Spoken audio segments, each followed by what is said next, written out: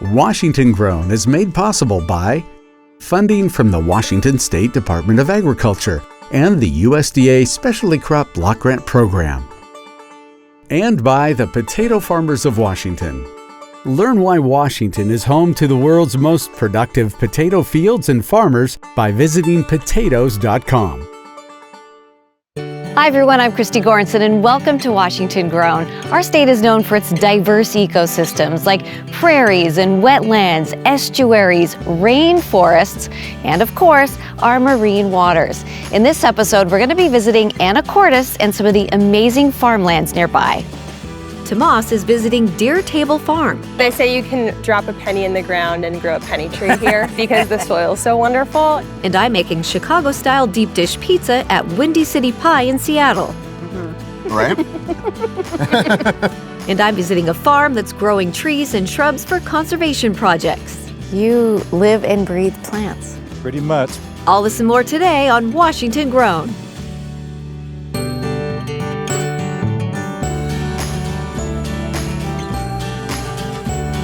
Cooking with Christy. Sweet! Jiminy G. Willikers. Watch my bangs. Go big or go home. Ah, right in my eye. You made me a believer. Oh, I am making a mess. Oh, Val, I love you. Heaven on a plate. That's yummy. We're gonna get a to-go cup for these? Yeah. You keep talking, I'll keep eating. Here in Seattle, pizza is a treat. But at Windy City Pie, they're not just serving up any pizza. This is Chicago-style pizza. But what exactly does that mean? I mean, it's definitely thicker, it's hearty pizza. A layer of the sauce, and then some of the toppings, and then a little bit more sauce. It's cheesy on the outside, really crispy. It's our favorite pizza. Deep dish, Chicago style. What does that mean exactly? Well, it means a lot of different things to a lot of different people. Owner David Lichterman was inspired by certain styles of deep dish and tavern-style pizzas found in and around Chicago. Using that love and the local bounty found in Washington, he created a menu that's unlike anything else found in Seattle. Even people from Chicago who aren't familiar with this style of deep dish pizza, it's like, cool, like, what is this? Help me understand. It's both decadent and fresh. It's like something that the Midwest has that not a lot of other places have. It's probably one of the better pizzas I've ever had in my life. It's always funny when little kids see a deep dish pizza for the first time and they're like, what? Like, where's the cheese? And it's like, okay. Yeah, it's in there. You're gonna love it. It's in there. Don't miss later in the show when David and I make the Windy City favorite deep dish, the Sweet Pete. Sweet Pete sounds like something my mother would say. Like if I did something wrong, Sweet Pete. Jiminy G. Willikers.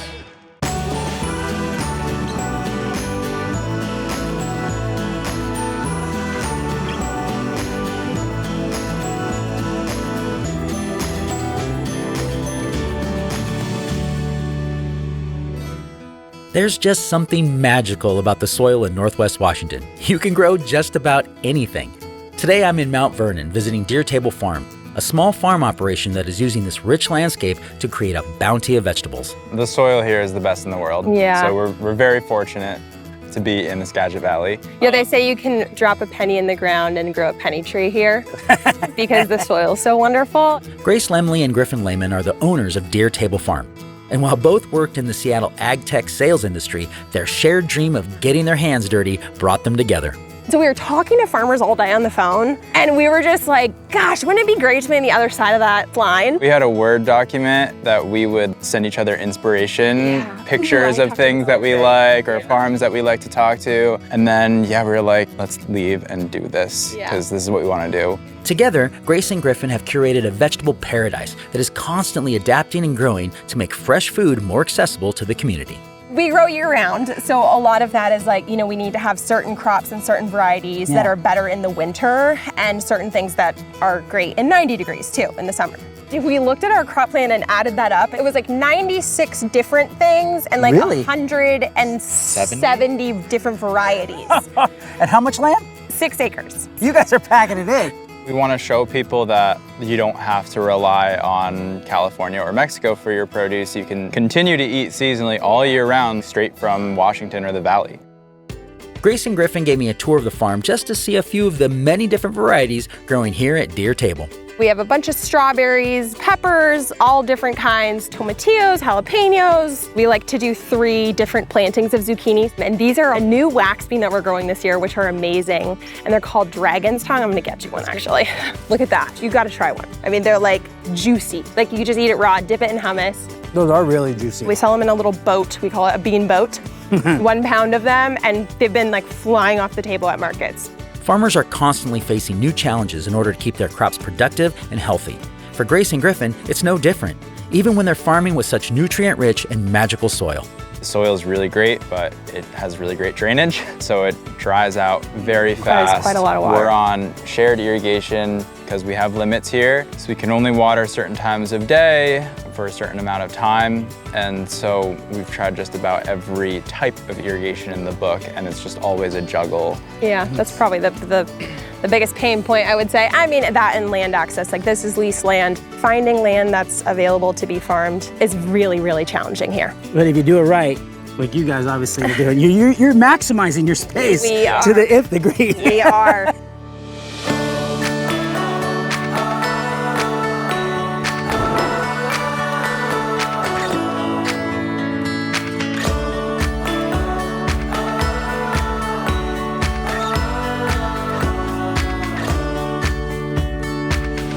Hey everybody, Tomas here with my daughter Ana Lucia, and today we are at Brooks Memorial Park on Highway 97. This is a park that I used to come to all the time as a kid with my parents, and one of the things we always had was pico de gallo.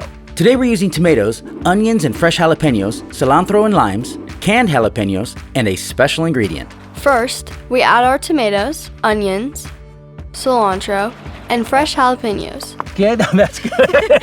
That's good. You don't want it too hot? Okay, all right. Fun little trick here is to take a small can of jalapenos as well. It adds a little bit more heat and some juice. So go ahead and put those guys in there. Look at that. Woo, you can already smell it.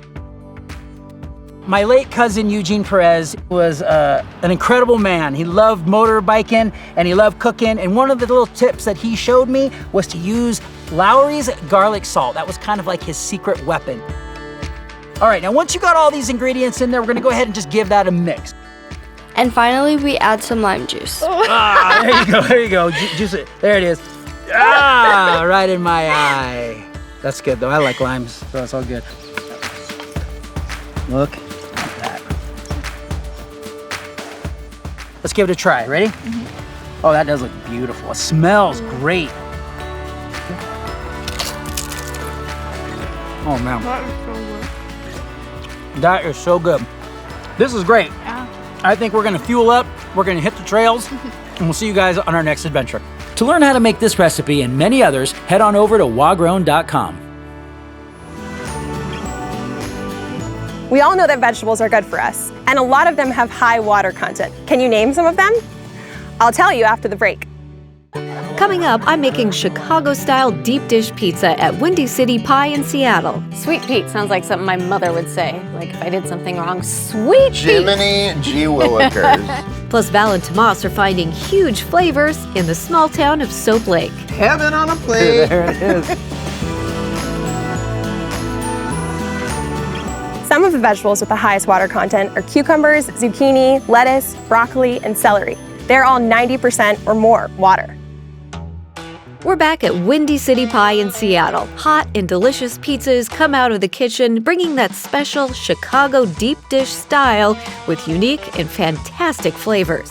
I sure hope you're hungry because you're not leaving this building unsatisfied.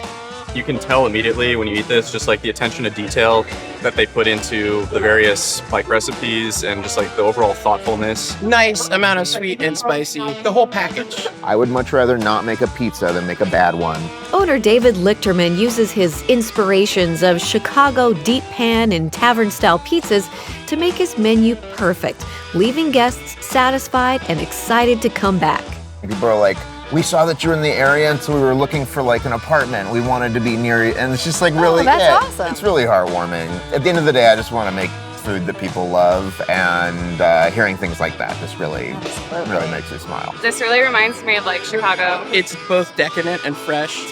Probably one of the better pizzas I've ever had in my life. It's like something that the Midwest has that not a lot of other places have. We have a lot of people that are looking for a taste of home, but it's always been very important to me that our pizza be good in its own right. If you've never had deep dish or you have no association with Chicago, this place should still be good. Today, David and I are going to make the Windy City favorite, the Sweet Pete. It's candied bacon, it's pineapple, which I know is divisive, but trust me. Right. Our house ground sausage and hot giardiniera, and that's a pickled vegetable mixture that's traditional in Italy, adopted by the Midwest. Oh my gosh. Yeah. Yeah, so unique than just, Pizza's a great canvas. Yeah, it really is. Yeah. It's the makings of hot giardiniera, and that's... hot giardiniera. Yeah, Okay. so it means gardener in Italian, or, I mean, I don't speak Italian. Are you a hot gardener? I am not. I am. No. I rely on other people for the gardening. So this is basically a pickled vegetable mixture that traditional in Italy, kind of adopted by the Midwest, and particularly Chicago for hot Italian beef sandwiches, and it's great on pizza. Spice just really rounds out our pizza in a great way. People from the Midwest, from Chicago, get excited when they're like, "Who makes your hot giardiniera?" I'm like, "We do." We start by dicing the veggies in a dicing machine. Very efficient. Yes. Love that.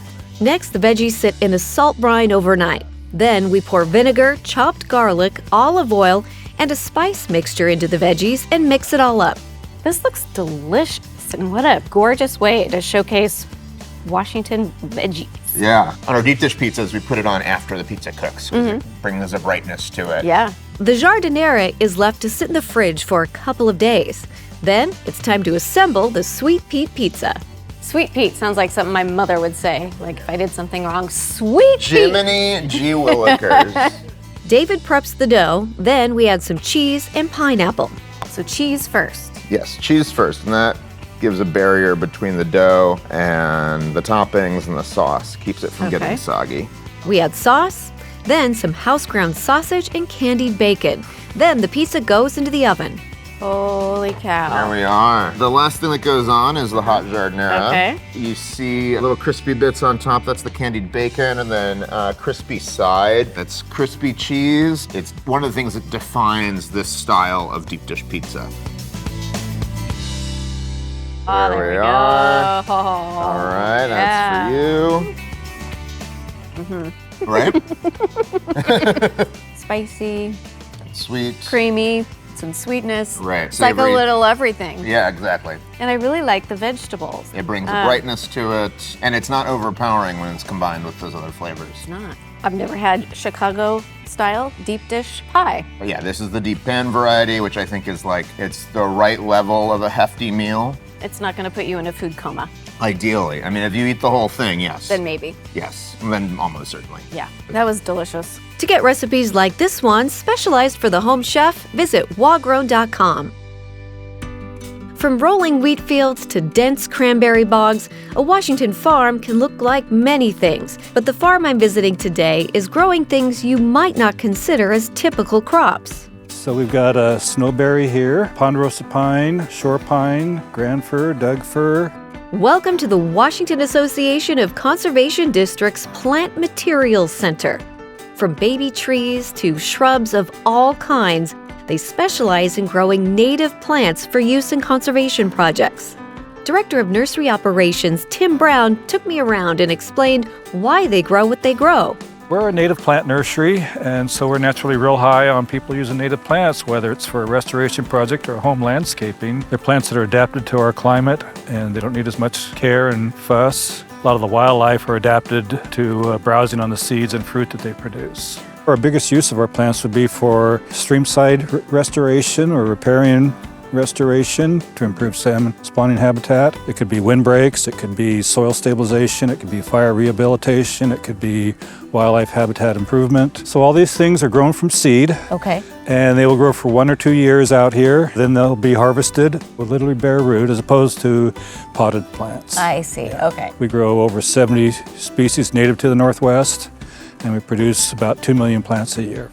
So these are 2-year-old conifer seedlings. With bare root production, you gotta wait until the tree is dormant before you lift them. If we bare rooted them, lifted them right now, they'd die. This winter, they'll be harvested and find their forever homes. These little broadleaf plants are snowberries, and they're very popular in the restoration field. For one, they're just really tough. A lot of these restoration projects are being planted out in some pretty weedy areas. And sometimes they'll do some maintenance and take care of them, but sometimes they're planted and people walk away, and it's up to them to survive. These are different species of willow. Okay. These will wind up being a 3-foot long stick. A stick? Yep, just a 3-foot stick. They come in bags of 100, and you can stick the stick in the ground, and it'll root out and produce shoots and become a willow plant. So if you have this big long stream you're trying to revegetate, you just plant it with sticks. Wow, I had no idea. I mean, everything looks so healthy. Yeah, just great soil. Pilchuck sandy loam here. Next April we'll come in with a lot of chicken manure and work into the soil and plant barley as a cover crop. And then the next year we grow a crop on it. And it grows just great guns. Fantastic. Yeah. Nothing like some chicken poop to make your plants grow. Our fall seed bed, which is that whole field, is about 14 miles, linear miles of these beds. That's a lot of plants out there. That's a lot of plants. You live and breathe plants. Pretty much. Coming up, Tomas and I are taking a tour of Anacortes in style. Race ya. He's gonna crash.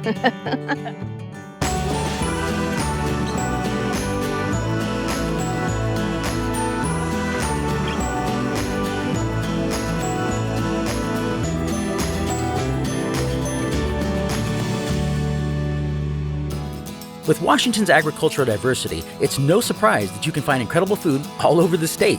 And today, we're in the small town of Soap Lake, where that diversity shines. Welcome to Cloudview Kitchen. A lot of us are born and raised in this area. Co-owner Blaine Walsh and his partners wanted to create a space centered around good food. And in a small community like Soap Lake, that's the perfect recipe for success.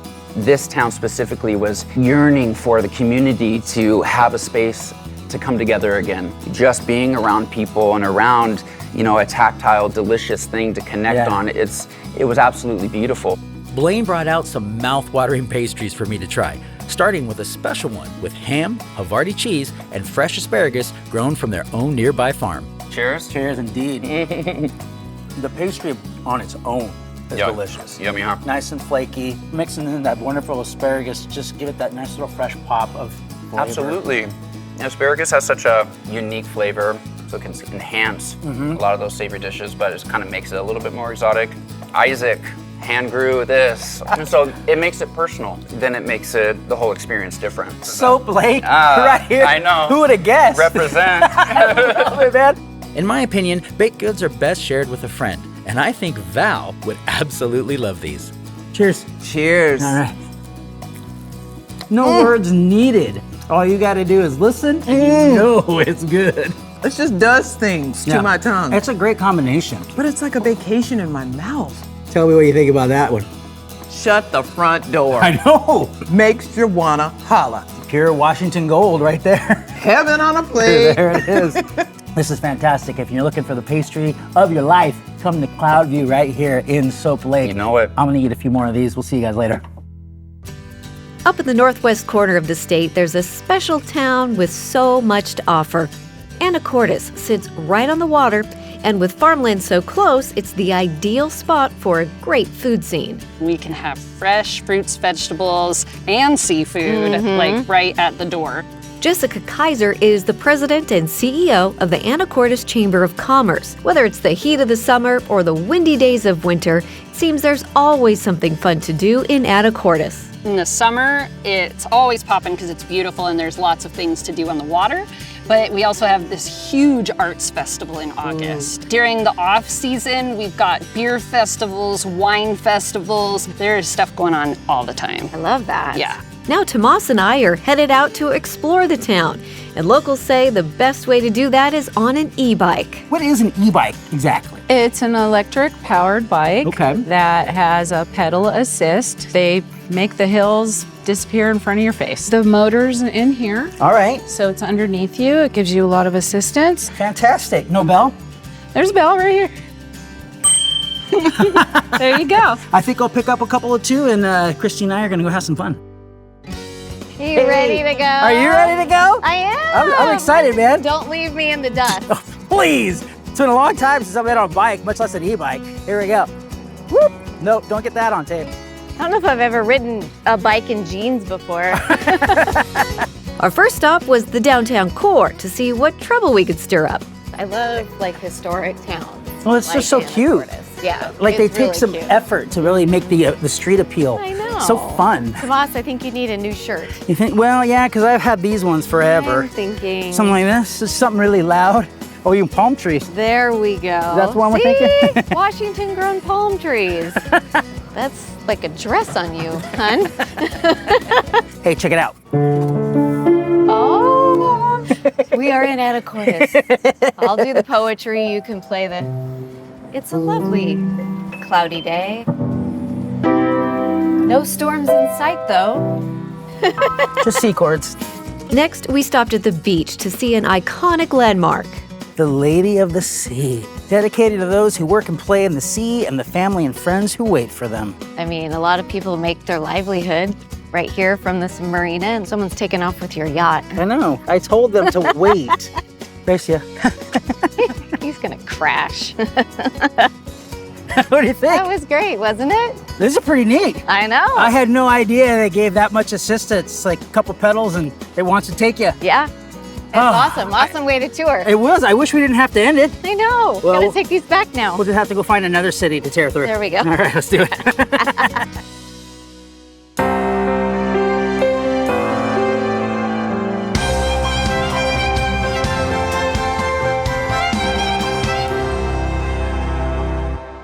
Spanning more than 150 miles, the Skagit River stands as one of Washington's most treasured natural resources.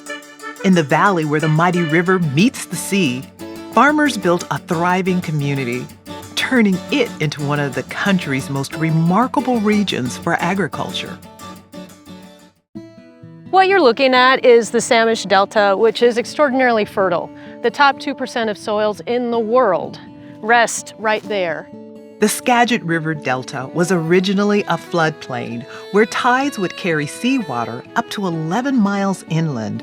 For centuries, coastal tribes have used its natural abundance, fishing its salmon-rich waters and gathering shellfish along the shores.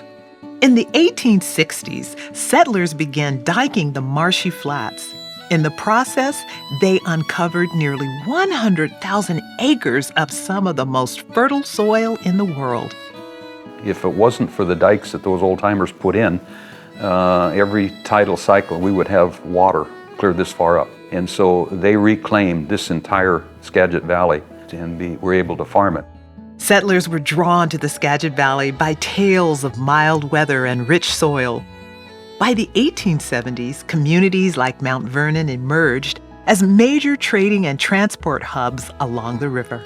Oats, hay, barley, and potatoes were early crops in the Skagit Valley. Over time, the region also became a key center for commercial vegetable seed farming, starting with cabbage seed and expanding into Brussels sprouts, cauliflower, spinach, beet, and other vegetables. Other agricultural industries also flourished in Skagit Valley. By the early 1900s, you could find dairy and beef cattle almost anywhere in the area. My dad's father was a farmer, and back in those days, what he did was he had a few cows. Everybody in those days had a few cows, and he grew a little bit of grain, and they had a lot of horses, and he used the grain to feed the horses. Farming in the Skagit Valley did come with its fair share of challenges, including flooding. There were several major floods before 1900, including one that washed away farmland and most of the town of Sauk City. In 1921, the river ran dangerously high and broke through a levee at Burlington, destroying homes and barns and leading to the loss of many cattle. After World War I, falling crop prices hit Skagit Valley farmers hard, but they persevered, helping to build one of the region's most productive farming communities. Today, Skagit County is the top bulb-growing county in the United States.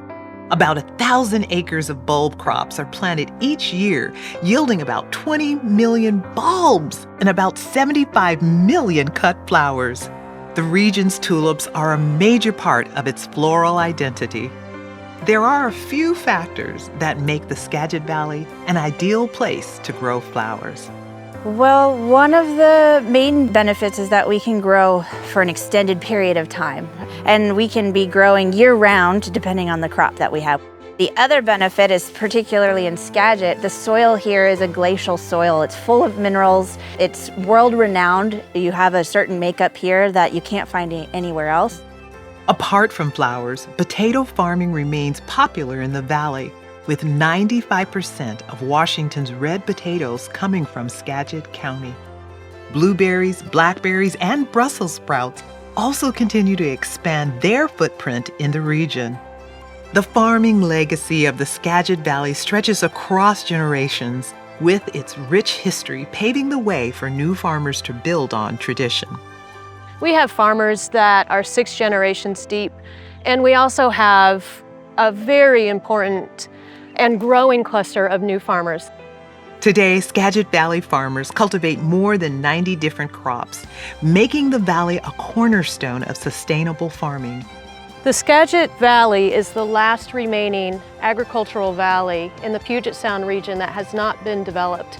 Skagit County is the key provider of food for the Pacific Northwest and beyond.